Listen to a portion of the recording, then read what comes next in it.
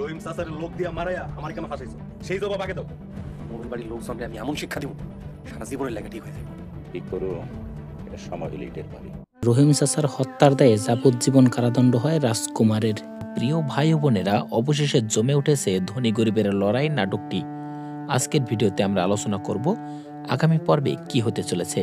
আগামী পর্বে কি হতে চলেছে সেটা বলার আগে অবশ্যই রিকোয়েস্ট থাকবে, কে কোথায় থেকে আমার চ্যানেলটি দেখছেন অবশ্যই কমেন্টস করে জানাবেন। প্রিয় নাটকপ্রেমী ভাই বোনেরা, ধনী গরিবের লড়াই নাটকের ৮০ নং পর্বে আমরা দেখতে পাই আসগর মিরল যে এক ঢিলে দুই পাখি মারার চেষ্টা করেছিল সেই পরিকল্পনা ভেস্তে যায়। রহিম চাচার হত্যাকাণ্ডকে কেন্দ্র করে আসগর মিরলের কথায় প্রথমে সোহাগ এবং পরে সুরুজকে গ্রেপ্তার করে জেলে আটকে রাখে পুলিশ। অথচ সোহাগ এবং সুরুজ কেউই রহিম চাচাকে হত্যা করেনি। আমরা আরও দেখতে পাই আসগর মোরলের কথায় রহিম চাচাকে হত্যা করে মোরল বাড়ির মেহমান রাজকুমার।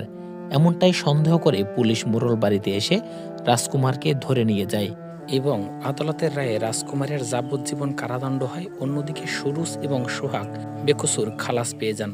প্রিয় দর্শক মণ্ডলী, আগামী পর্বে কি হতে চলেছে সেটা বলার আগে অবশ্যই আমার ছোট্ট চ্যানেলটি লাইক, কমেন্ট, শেয়ার এবং সাবস্ক্রাইব করে পাশে থাকবেন। আগামী পর্বটি অবশ্যই একটি আকর্ষণীয় পর্ব হবে। আগামী পর্বে আমরা দেখতে পাবো আসগর মোরল যে করেই হোক রাজকুমারকে ছাড়িয়ে আনার চেষ্টা করবে। যদি আসগর মোরল রাজকুমারকে ছাড়িয়ে না আনে এবং রাজকুমার যদি সব গোপন কথা ফাঁস করে দেয়, তবে বিপদে পড়ে যেতে পারে আসগর মোরল। অন্যদিকে সুরজ তার জ্যাঠার উপরে অনেক রাগ করবে এবং তাকে জিজ্ঞেস করবে কেন সে রহিম চাচার হত্যার দায়ে তাকে ফাঁসিয়েছে। অন্যদিকে সোহাগ ও মোরলদের উপযুক্ত জবাব দেবে এমন প্রতিজ্ঞা গ্রহণ করে।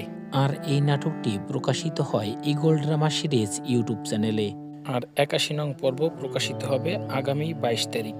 আর দর্শক মণ্ডলী, নাটক সম্পর্কিত সব ধরনের আপডেট নিউজ পেতে আমাদের পাশে থাকবেন।